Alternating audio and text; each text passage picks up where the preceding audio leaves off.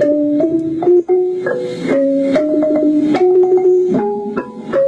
ងួតមានអារម្មណ៍អន្ទះសារជាខ្លាំងលោកសម្លឹងសហការីរបស់លោកមួយសន្ទុះធំទើបលោកនិយាយថាខ្ញុំសូមលាលោកទៅធ្វើការនៅវត្តជ្រៃស្រុកមោកឫស្សីហើយព្រលឹមថ្ងៃ28មេសាលោកពឹងកឹមសៀបណ្ដាកូនប្រពន្ធដើរថ្មើរជើងទៅកាន់វត្តជ្រៃលោកត្រូវដើរកាត់ភូមិកាច់រទេសហើយបានជួបលោកយីវិញត្រីជានាយកសាលពិសោធន៍នៅមន្ទីរពេទ្យធំនៃទីក្រុងបាត់ដំបងលោកទាំងពីរអ្នកបដាគ្នាកិច្ចចូលក្នុងព្រៃស្បាតរួចជជែកគ្នាយ៉ាងយូរលោកកឹមសៀប្រាប់លោកវិញត្រីថាមិត្តស៊ូកំញែងព្រមទាំងព្រមានលោកដូចតទៅណែសៀបើចង់រស់នៅតទៅទៀតត្រូវចេះអត់ធ្មត់ត្រូវចេះធ្វើកោធ្វើថ្លង់ត្រូវចេះកសាងខ្លួនជំរះការឯកជនណាសៀឯងជាមិត្តជិតស្និទ្ធនឹងខ្ញុំធ្លាប់ជួយថែទាំគ្រួសាររបស់ខ្ញុំដូច្នេះខ្ញុំប្រាប់នៅគម្រោងការអាចកម្បាំងមួយជាពិសេសគឺអង្គការក្រុងទុកខ្មែរតែ 40000 នាក់ឲ្យធ្វើជាម្ចាស់ទឹកដីកម្ពុជាតែប៉ុណ្ណោះក្រៅពីនោះទៅយកចេញលោកវិជ្ជបណ្ឌិតពឹងកឹមសៀនិទានដល់ត្រឹមនឹងលោកសក់ទឹកភ្នែកច្រោករួចក៏បន្តទៅទៀតលុះលឺយ៉ាងនេះព្រមទាំងកំហុសសួរថាតើលោកដែលទៅទទួលសម្ដេចឲ្យពីថ្ងៃមុននោះយ៉ាងម៉េចទៅហើយពេលនេះដើម្បីសង្គ្រោះសៀឯងដែលជាអ្នកមានគុណដល់លើសលប់ចំពោះគ្រួសារខ្ញុំទើបខ្ញុំលែងលោកដាក់ទិសបញ្ជូនសៀឯងឲ្យទៅធ្វើការនៅវត្តជ្រៃជាបន្តនេះពេលនោះលោកពឹងកឹមសៀអបលោកត្រីព្រមទាំងធ្ងោខ្សឹបថាតើជឿឬទេត្រីអើយខ្ញុំមានអារម្មណ៍តក់ស្លុតណាស់ណែត្រីមានតែត្រីឯងទេទើបខ្ញុំប្រាប់ណាចំណែកលោកត្រីលោកបានស្ដាប់នៅអភូតហេតុមិនគួរឲ្យជឿតែជារឿងពិតលោកក៏ស្រក់ទឹកភ្នែកច្រោកដោយស្រណោះលោកសៀបណ្ដាប្តីប្រពន្ធកាត់ភូមិកាត់វាលកាត់ព្រៃសងព្រៃទៅកាន់វត្តជ្រៃស្ថិតនៅមាត់ព្រៃរនាមបាត់ដៃទៅទេមិនដឹងជាវាសនាអនាគតវានឹងទៅជាយ៉ាងណាពេលលោកទីយកជាយអាជូតទឹកភ្នែកព្រមទាំងអត្ថាធិប្បាយបញ្ជាក់អភូតហេតុដ៏អាក្រក់ដូចគ្នានេះជំរាបលោកសៀថាខ្ញុំបាទតែងតែទៅចាក់ថ្នាំឲ្យគ្រួសារគណៈស្រុកឈ្មោះកក់នៅភូមិព្រៃតូចខាងត្បូងនេះមិត្តកក់ក៏ប្រមានខ្ញុំថាឲ្យចេះធ្វើខ្វាក់ធ្វើថ្លង់ធ្វើកោ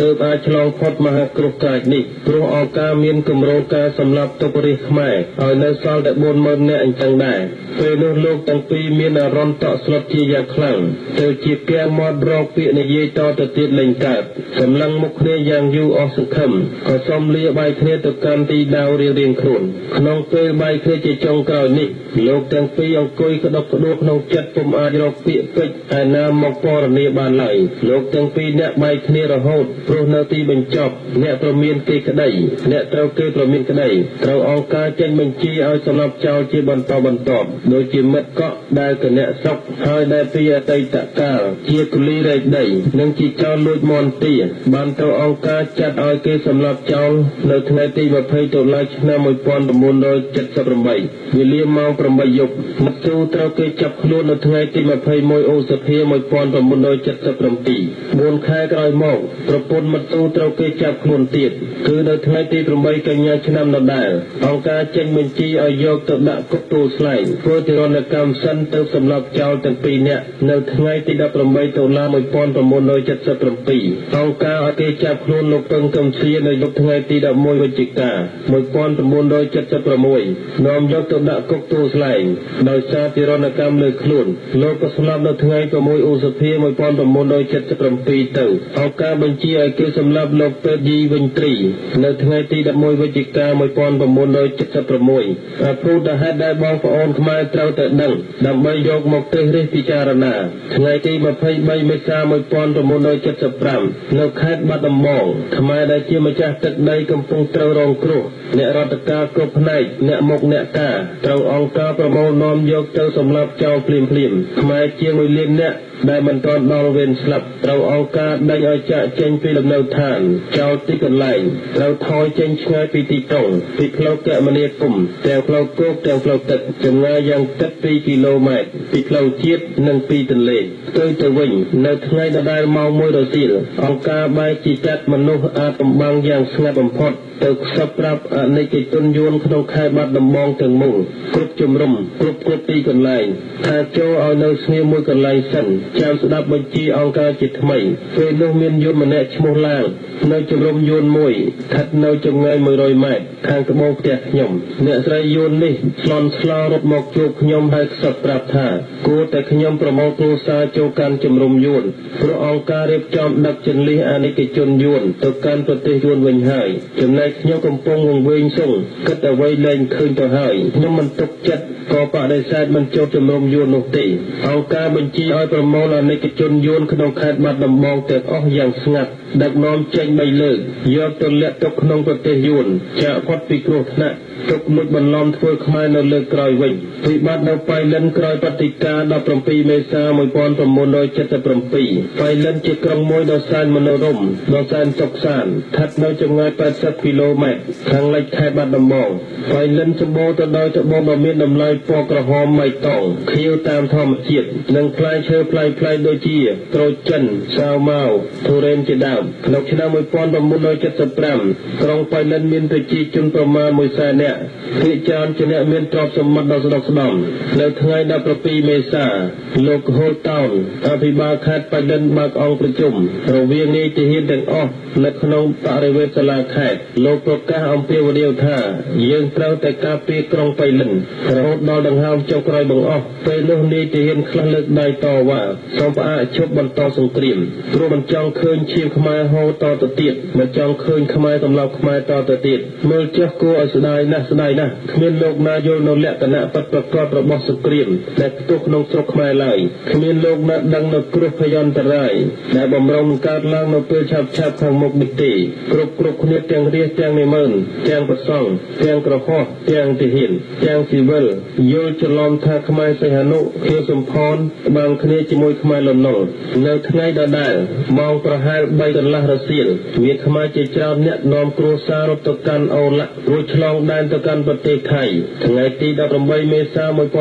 1975ខ្មែរដែលមានចិត្តស្រឡាញ់បដូរផ្ដាច់ទឹកដីនាំគ្នាចាត់ចែងតាមគណៈកម្មាធិការពិសេសមួយរងចាំទទួលចៅហ្វាយថ្មីក្រុមនេះមិនមែនអង្គុយរើតាមខ្យល់គឺរៀបចំទទួលដោយស្មោះស្ម័គ្រស្មោះត្រង់និងរីករាយព្រោះពួកនិមឺនដែលបន្តតំណែងពីលោកលន់នល់ប្រព្រឹត្តអំពើពុករលួយយ៉ាងខ្លាំងព្រោះនៅសឹងតែបង្កើតទៅហើយគ្រប់គ្នាយល់ច្រឡំយ៉ាងខ្លាំងនឹកស្មានថាបើមានសម្ដេចអាវយាងត្រឡប់មកគ្រប់គ្រងប្រទេសកម្ពុជាវិញដោយមានលោកខៀវសំផនជាអ្នកគ្រប់គ្រងនោះវាជាការប្រសើរណាស់គណៈកម្មាធិការនេះអង្គុយមិនសុខមកមិនរហើយឈរមិននឹងដោយអន្តះសារងចាំមើលផ្លូវម្ចាស់ថ្មីនោះស្អែកឡើងនៅថ្ងៃទី19មេសាវេលាម៉ោង2រសៀលទើបឃើញពួកយោធាក្មេងៗមួយក្រុមអាយុប្រហែល15ឆ្នាំមានចំនួនប្រមាណ30នាក់មានស្រីមានប្រុសស្លៀកពាក់ខ្មៅពាក់ស្បែកជើងកៅស៊ូកងឡានកាន់អាវុធគ្រប់ដៃមេដឹកនាំឈ្មោះមិត្តប៊ុន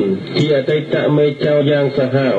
មិត្តប៊ុនជាតំណាងអង្គការបានដើរទៅជួបគណៈកម្មាធិការដែលកំពុងរៀបចំភ្លេងកំដរព្រមទាំងនាំគ្នាតម្រៀបជួរចាំទទួលមិនបានអបអរសាទរនឹងការទទួលនេះទេទៅវិញក្រុមមិត្តប៊ុនដែលជាធ្វើមុខមាំដូចចងគំនុំចង់ស៊ីសាច់បាត់ឈាមមកពីនេះមិត្តប៊ុនសម្លក់សម្លឹងគណៈកម្មាធិការមួយសន្ទុះនេះគឺស្វាបានឡើងសោយរាជរួចចេញបញ្ជាយ៉ាងកំបុតកំបុយហាមឃាត់ឈប់ឲ្យធ្វើចរាចរណ៍ជាដាច់ខាតនៅព្រលឹមថ្ងៃទី22មេសាមានប្រកាសបើកអង្គប្រជុំមួយនៅសាលាស្រុកប៉ៃលិនខ្មែរត្រេកអរណាស់ប្រមូលគ្នាឈូឆរមកស្ដាប់ផែនការម្ចាស់ថ្មីយ៉ាងកុះកមួយសន្ទុះឃើញមេចៅម្នាក់ឈ្មោះមិត្តលោកចេញបង្ហាញខ្លួនកណ្ដាលអង្គប្រជុំប្រកាសថាខ្លួនជាតំណាងអង្គការនៅទីណាក៏ដោយពេលលើឈ្មោះអង្គការប្រជាជនតែងតែបែរសម្លឹងមើលមុខគ្នារួចលើកសັບសួរគ្នាថាជានរណាដូច្នេះជ័យជំនះមិនមែនរបស់សម្ដេចអាវនិងខៀវសំផនទេឬមិត្តលោកក៏បញ្ឆោតតាមកលល្បិចដែលអង្គការដាក់ទិសឲ្យជាស្រេចមើលចុះមិត្តលោកប្រកាសថាមិត្តជាទីគោរពទាំងអស់អង្គការត្រូវការនាយទាហានដើម្បីជួយបង្ហាត់បង្រៀនយុទ្ធជនយុទ្ធនារីបដិវត្តក្មេងៗដែលនៅល្ងងខ្លៅឲ្យចេះប្រើកំភ្លើងធំវិទ្យុបាករថក្រោះឬបើកកប៉ាល់ហោះជាដើមដូច្នេះព្រឹកស្អែកនេះមិត្តនាយទាហានទាំងអស់ត្រូវស្លៀកពាក់ជាឯកសណ្ឋានតាមបុណ្យស័ក្តិរួចមកជួបជុំគ្នានៅមុខសាលាខេត្តវេលាម៉ោង7កន្លះជាកំផិតចំណែកនាយទាហានរងនិងពលទាហានត្រូវរងចាំទទួលបញ្ បញ្ជារបស់អង្គការជាតិថ្មីថ្ងៃទី23មេសាវេលាម៉ោង 7 កន្លះនៅមុខសាលាខេត្តបៃលិនគេឃើញឡានកាមញ្ញង12គ្រឿងរៀបក្បួនជាស្រេចពេលនោះនាយទាហានចំនួន350នាក់ស្លៀកពាក់ឯកសណ្ឋានយ៉ាងស្អាតរៀងៗខ្លួនមកញញឹមដំរៀបចូលឡើងឡាននោះមានឡានឡង់រវាងមួយគ្រឿងនិងឡានស៊ីបមួយគ្រឿងមានខ្មែរក្រហម10នាក់កាន់អាវុធគ្រប់ដៃបោមុខក្បួននាំផ្លូវផថាទៅកាន់ខេត្តបាត់ដំបង